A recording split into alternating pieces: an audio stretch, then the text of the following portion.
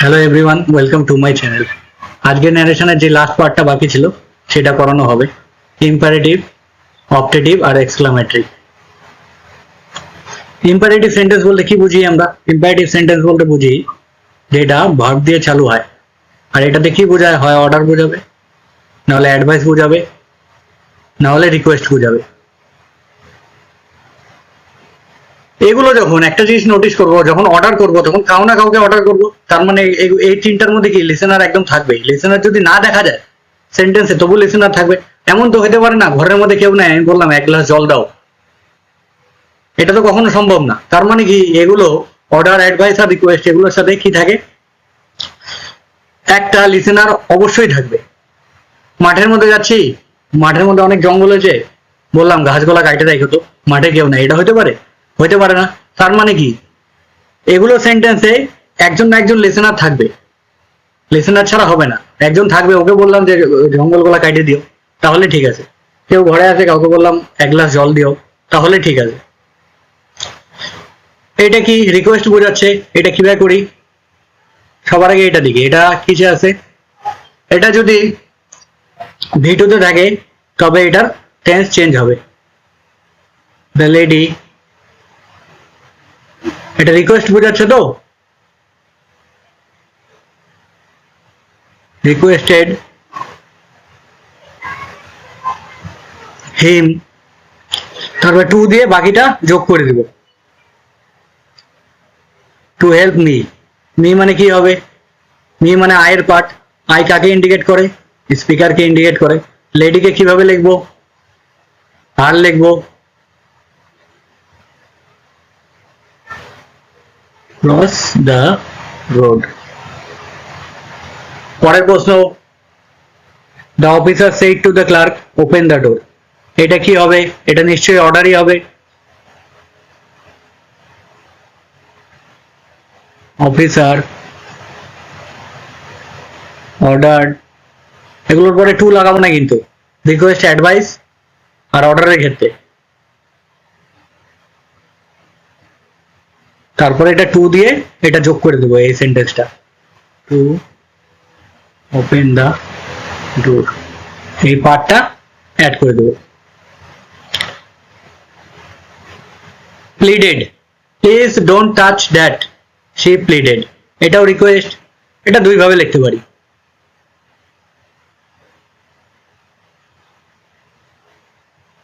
Pleaded with them, pleaded, pleaded যদি use করি তাহলে উইথ ইউজ করতে লাগবে।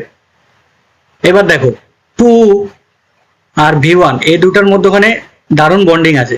এই দুটার মধ্যখানে কেউ ঢুকতে পারবে না, এখানে নট মধ্যখানে বসবে না। টু আর ভি1 এর মধ্যে ভালো বন্ডিং, এর জন্য টুটা আগে বসাতে লাগে। Pleaded with them, to not তো লিখতে পারবো না, কি লিখবো? Not to touch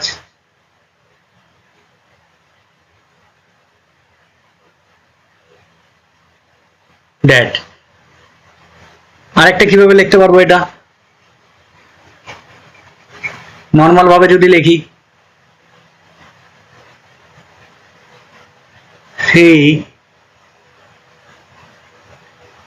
requested them, কাকে রিকোয়েস্ট করবে এটা একটা আইডিয়ার উপরে তোমাকে বসাতে হবে, যদি লিসেনার না থাকে, কিন্তু লিসেনার তোমাকে বসাইতে হবে। Requested them to touch, to এর মধ্যখানে নট লাগাতে পারবো না, তার জন্য কি লিখবো? নটটা আগে বসাই দেবো, not to touch that.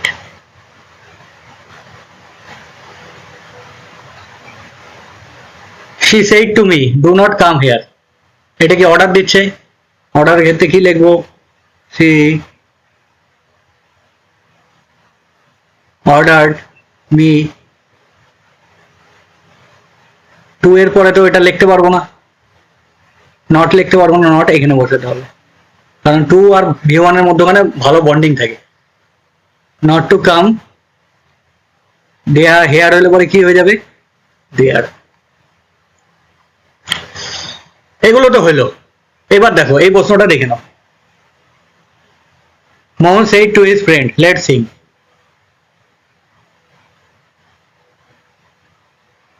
Mohan proposed his friends. যখনই প্রপোজ আর সাজেস্ট হবে তখন আমরা কিন্তু অ্যাসার্টিভ সেন্টেন্স যেভাবে লেখো ওইভাবে লিখবো। That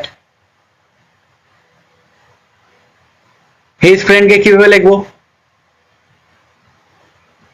they should sing. Complete. এইটা মানে কি? লেটস মানে কি হলো এটা? Let us. এবার তোমরা বলতে পারো আস হয়েছে, তাহলে এখানে তো উই লেখা দরকার ছিল। দেখো উই আর দে এর মধ্যে কি পার্থক্য আছে? উই আর দে, যে বলতেছে মানে যেখানে স্পিকার, স্পিকার কি আছে এখানে? মোহন। মোহন যদি এই কাজটার মধ্যে ইনভলভ থাকে তাহলে আমরা উই লিখবো, আর মোহন যদি কাজটার মধ্যে ইনভলভ না থাকে তাহলে আমরা দে লিখবো। একদম পরিষ্কার। এখানে মোহনকে ইনভলভমেন্ট দিই নাই, এর জন্য দে লিখছি। এগুলো কি? Exclamatory sentence. এই যে এরকম একটা চিহ্ন থাকবে, এটা দেখে বুঝে যাব এখানে কি লিখবো। দ্য ম্যান এক্সক্লেমড উইথ, এটা দুঃখের সাথে, তাহলে সরব।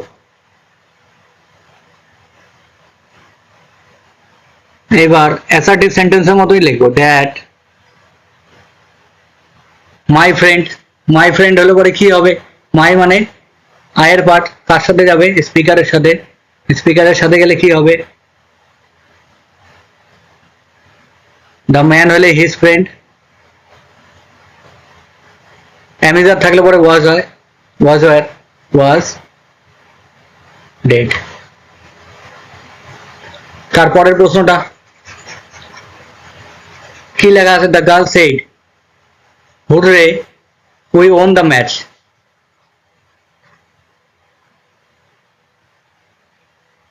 এটাও এক্সক্লেম হয়েছে।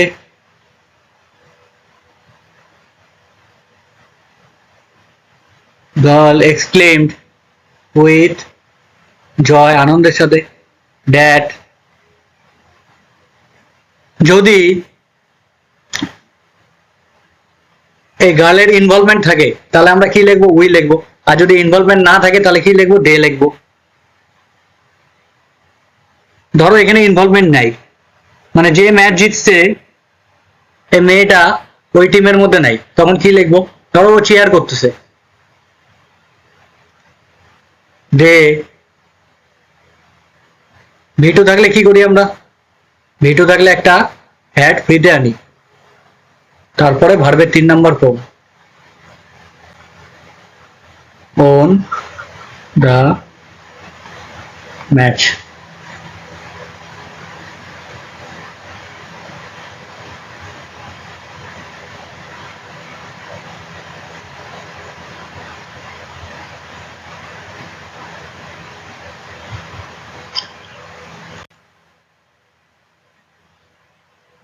এটাও এক্সক্লামেটরি সেন্টেন্স।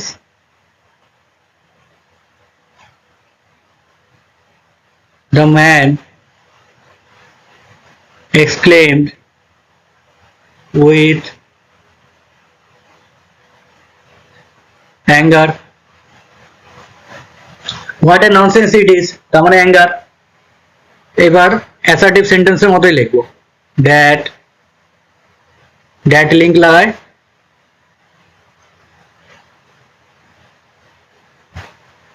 ইট ইজ আছে, তাহলে কি হবে? চেঞ্জ হয় ওয়াজ।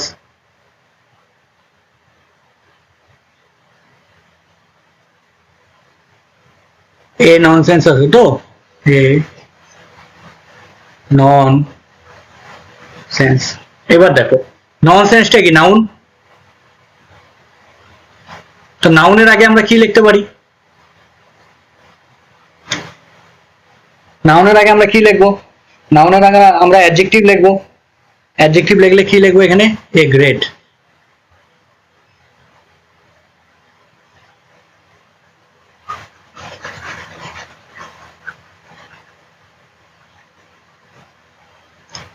এটাও এক্সক্লেমেটরি সেন্টেন্স, হি, এটাও exclamatory sentence, the man exclaimed with anger, that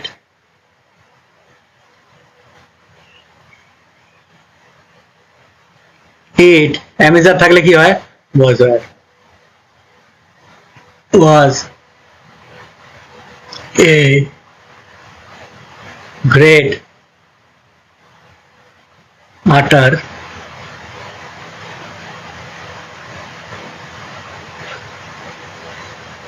nonsense. এখানে গ্রেট আর আটাল কেন লিখলাম, ভেরি কেন লিখলাম না, পরের প্রশ্নটা করলে একদম বুঝে যাবো। সেম এটাও exclaim, the teacher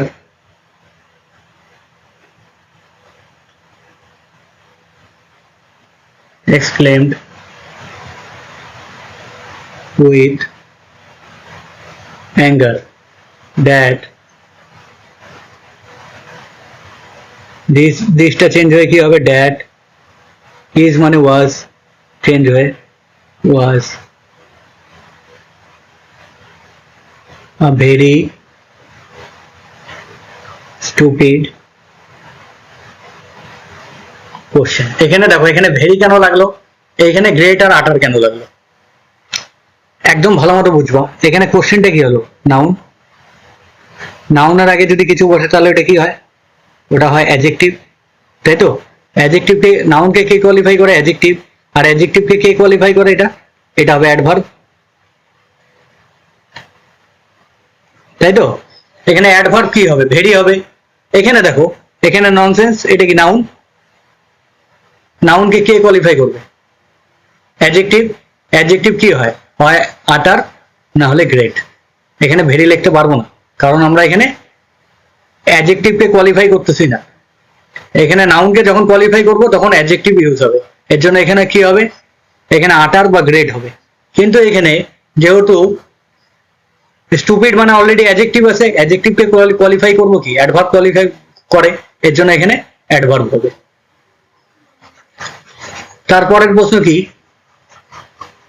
he said may god bless you,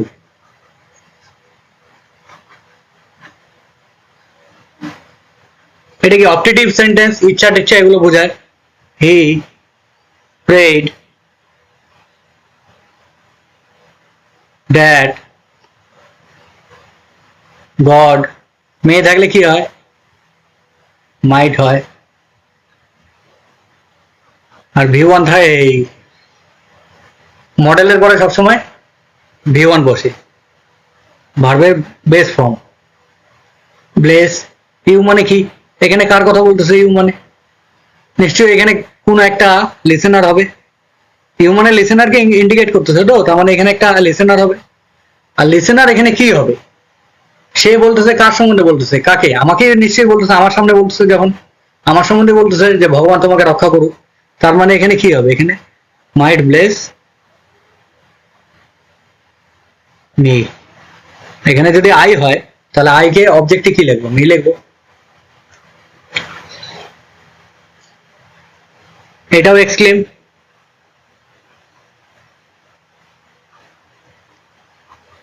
এটাও optative sentence, he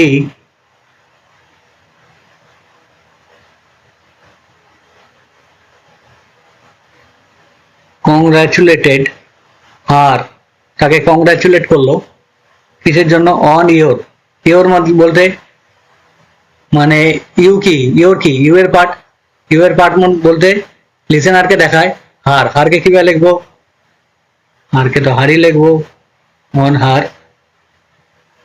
great victory.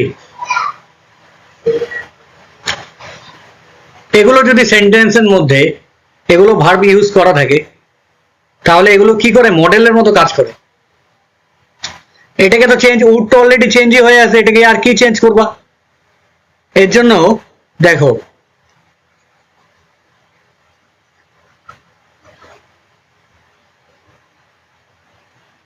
he used to, need not, used to, would rather, would better, had rather, had better, এগুলো মডেলের মতো কাজ করে। এগুলোর পরে সবসময় কি বসে? V1 বসে। আর এগুলো কখনো চেঞ্জ হয় না। হি said that I used to go to school by bus. Most important concept, ভালো মতো দেখবা। He said when I met him she was playing. তার মানে যখন আমি দেখা করেছিলাম সেই টাইমে ও কি করতেছিল? সে খেলা করতেছিল। যখন V2 মানে পাস্ট ইনডিফিনিট যদি টাইম ওয়ার্ড দিয়ে থাকে তবে কি হয়? টেন্সের চেঞ্জ হয় না। He said that when আইটা কি হবে? স্পিকারের সাথে যাবে। He met him she was playing. She said I prepared the tea and he fried the chips. দেখো দুইটা প্যারালাল অ্যাকশন না, দুইটা অ্যাকশন একসাথে হচ্ছে না। পাস্টের যদি দুইটা অ্যাকশন মানে এটাও V2 এটাও V2 একই সাথে হয়, প্যারালাল ভাবে হয়, তবে কি হয়? এটারও টেন্স চেঞ্জ হয় না। She said, যেহেতু লিসেনার নাই তাহলে সেটটা সেটই বসে যাবে। দ্যাট আই মানে আই কি হয়? স্পিকারের সাথে যায়, তাই তো? স্পিকার মানে she, তাহলে এখানে প্রোনাউন কি ইউজ করবো? she prepared the tea and হি থাকলে আমরা কি করি? কারোর সাথে ম্যাচ করি না। হি সি এগুলো থার্ড পার্সন থাকলে পরে কারোর সাথে ম্যাচ করতে লাগে। He fried the chips. এইটা দেখো, এটা একটা fact. Gandhiji quit India movement চালু করছিল। এই ফ্যাক্টকে কখনো চেঞ্জ করতে পারবো? ইতিহাসের কাহিনী কখনো চেঞ্জ হবে না। এটা একটা fact, historical fact. He said that, এটা টাইমটা আমি চেঞ্জ করতে পারবো না কারণ এটা অলরেডি হয়ে গেছে, এটা হিস্টোরিক্যাল মুভমেন্ট।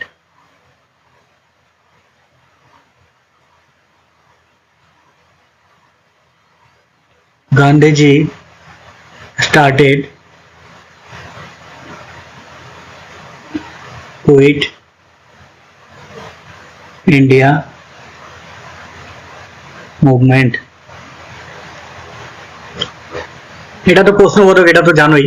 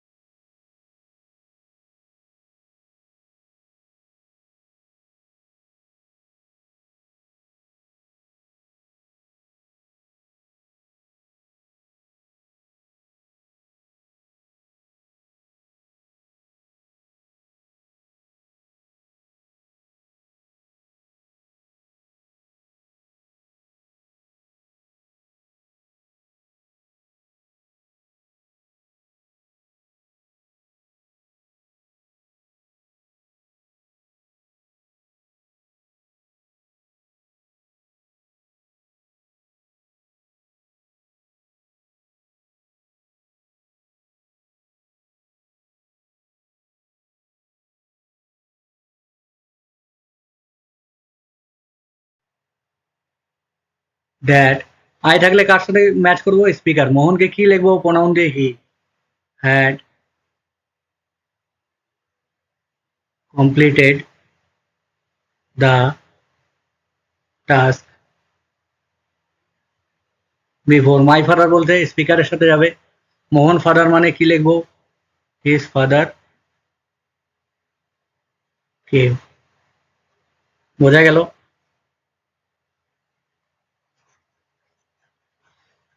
পরেরটা দেখো কি বলছি, আমরা ভার্ব দিয়ে যদি চালু হয় তাহলে ওটা কি হয়? ইম্পারেটিভ সেন্টেন্স হয়। I said to them let me do this job alone. এটা শুনে বুঝতো তো ইম্পারেটিভ তো সেন্টেন্স, এটা কি করতেছে? অর্ডার দিচ্ছে, না অ্যাডভাইস দিচ্ছে, না রিকোয়েস্ট করতেছে? যখন তিনটার মধ্যে একটাও বুঝবো না তখন সব থেকে ভালো কি ইউজ করবো আমরা? এমনি তো অর্ডার ইউজ করি বা এগুলো ইউজ করি, অ্যাডভাইস ইউজ করি, এখানে কি ইউজ করবো আমরা? আস্ক ইউজ করবো। আই আস্ক দেম, তারপরে টু দিয়ে যোগ করে দিব, টু লেট মি। মি মানে কিসের পার্ট? আয়ের পার্ট। আই বলতে স্পিকারের পার্ট। আইকে এখানে কি লিখবো? মি লিখবো।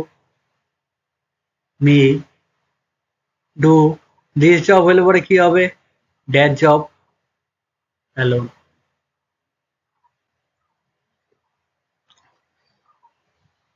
এইখানে কনসেপ্টটা দেখো, স্যার ম্যাডাম থাকলে কি লিখবো? রেসপেক্টফুলি। ইয়েস নো থাকলে কি লিখবো? পজিটিভলি। নো থাকলে কি লিখবো? নেগেটিভলি।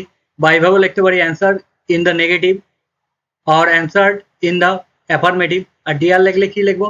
অ্যাফেকশনেটলি। রাজা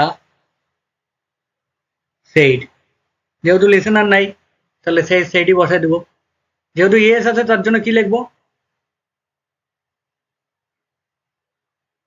রেসপেক্টফুলি। দ্যাট